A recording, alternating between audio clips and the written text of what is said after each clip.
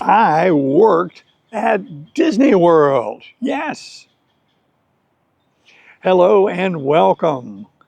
Welcome to Input English. In this episode, I'm going to describe what it's like to work at Disney World. This happened many years ago. I had just completed my college years and had received a bachelor's degree in microbiology. But I had been accepted to do graduate studies at another university, and I had a little more than 2 months between college and graduate school. So that would be a great time to take a long vacation, wouldn't it? Sure, that'd be great, except I couldn't afford to do that. I didn't have the money to go on a long vacation. I needed a job.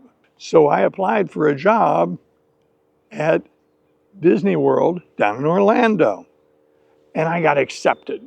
They explained that I was hired to be a Main Street floater. What's that? Well, I knew enough about Disney to know that Main Street USA, was a location in the park. Main Street USA was a road, a street, from the train station up to Cinderella's castle with shops and storefronts on both sides of that street. I recalled that there was a trolley car on that street that people could ride. So I knew the location, Main Street. Great. What's a floater? Well, a floater is somebody who works in the retail part of Disney and fills in if somebody is out sick, can't work. If there's a vacancy in the workforce, then the floater fills in.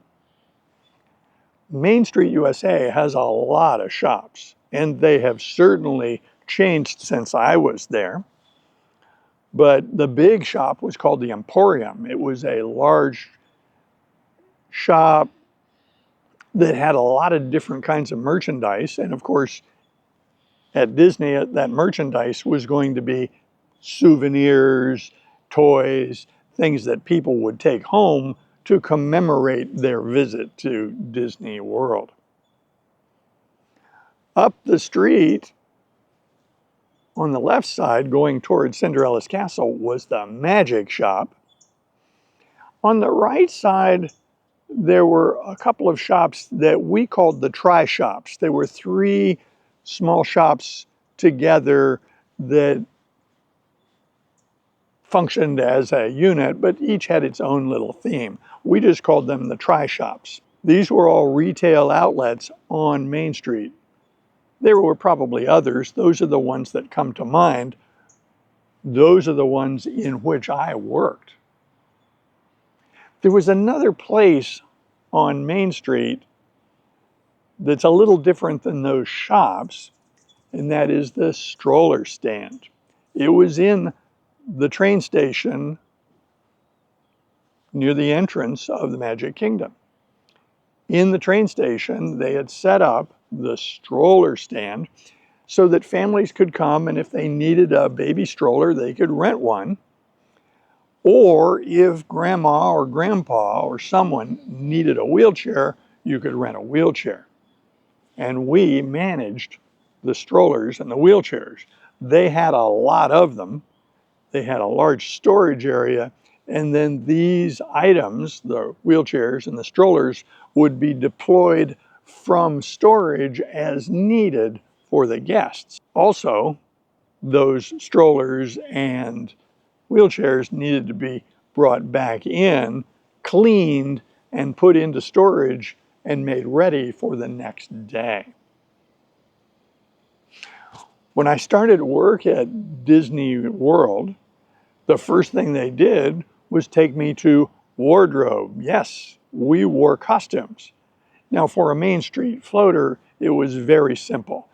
Dark blue pants, a light shirt, garters on the sleeves suggesting the fashion style of the early 1800s. I can't recall a tie, but I think there was a tie. I'm pretty sure there was a tie.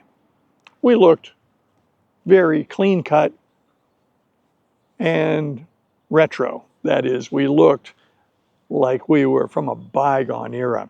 The ladies had long skirts. They took us to wardrobe, determined our sizes, and made arrangements that we could get the clothing that we would wear at work. We didn't have to buy this clothing, no. They gave us a locker. So each day when you got to work, you would go to your locker, take out the costume that they had issued you, you put it on, you put your clothes in the locker, now you're ready for work. At the end of your shift, after having worked, you have a choice. You could trade these dirty clothes in for fresh ones so they are ready for your next day of work, or you could put the dirty clothes in your locker and swap them when you come to work the next time. It was clever if you had time to switch the clothing before you went home. Once you were dressed in your costume, you would walk through the tunnel and go to the place you're going to work. After they took us to wardrobe and gave us our locker and our costumes, they took us to a classroom area and taught us how to run the cash registers. Now, back then, the cash registers were very simple. We had to make change, we had to avoid mistakes, and at the end of the day, the money needed to be counted up and put into a bag so that it could be deposited. The money belonged to Disney, not to us. Once we had finished our training, they took us to the shops where we're going to work, and the first couple of days, the supervisor put us with more experienced workers so that we could learn the ropes. When I say learn the ropes, that is, we could learn how things work and get our questions answered so that we would be good at doing this job. After that, we were on our own, but not really. There was always someone we could pose a question to, sure. There were supervisors who were more experienced, so if something came up, you could ask them a question and they would help you solve it. We didn't encounter a lot of very complex problems. Some days I would work in the emporium. That could be on a cash register, or it could be putting stock out, putting new merchandise out for the visitors. One of my favorite places to work was the magic shop. The magic shop was a small shop. They sold lots of little things, so they had a cash register, and when I had to work there, it was very pleasant. But the magic shop had something interesting. They had a magician, and he was not too much older than me. He was a very clever fellow with a very funny sense of humor. He was good at what he did.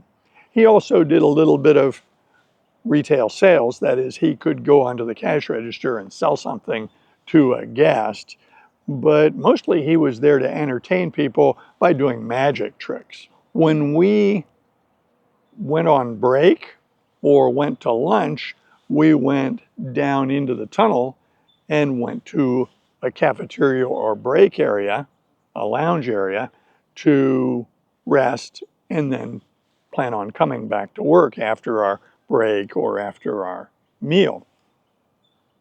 This was all backstage, underground in the tunnels. As I recall, the trolley tracks and Main Street USA were directly above a large employee lounge where people would take their breaks. A lot of my work was at the stroller stand, and I enjoyed that a lot because of the nature of the work. We greeted a lot of people. The cleaning of the strollers and the stacking of them was not very difficult. Each evening, they would have a giant fireworks display, which was above the lake. And so the folks working in the stroller stand in the train station had a direct view of the firework display. So every night when I was working at the stroller stand, I had a perfect place to see fantastic fireworks. After the park would close each day, we had to go out into the theme park and gather up the strollers and wheelchairs that people had abandoned. There weren't huge numbers of them, but there were times that people had rented a stroller and they decided they no longer needed it. They were going to go home and they would just leave it in the theme park. So each night, several of us would fan out into the theme park and find all these strollers and hook them together and told them back to the stroller stand so that we could fold them up, clean them, of course, fold them up, and stack them so they're ready for the next day. This took quite a lot of time. I worked at Disney World that entire summer, and when it was time to go, I was ready to go. It was time for the next adventure, which was to start my graduate studies. I needed to move about 1,000 miles, get an apartment, and learn to work in a new environment as a graduate student. When you visit Disney World, if you look around, you will see doorways that are locked. Now, in the modern era now, in order to open that door, you would have a badge and you would swipe the badge and the door would open. Electronically controlled doorways. When I worked there, no, that wasn't the way it worked. Those doors were not locked and there was no electronic key system. We didn't have badges with chips. So every now and then, some visitor would go through one of those doorways and wind up backstage and sometimes down in the tunnels. Security would find them and politely escort them out. Years after having worked at Disney, I found myself there as a visitor with my family. And it was very fun to walk around in the shops where I used to work and see the doors that I used to go through and know that below that shop there are tunnels and the magical world of the backstage of Disney, where all the work is done that allows Disney to function the way it does. So that's the end of this episode. I hope you enjoyed it. I certainly enjoyed telling that story. I enjoyed working at Disney. It was a magical, fun time. I encourage comments below. Have you ever been to the Magic Kingdom in Orlando? I hope you join us in future videos. See you soon.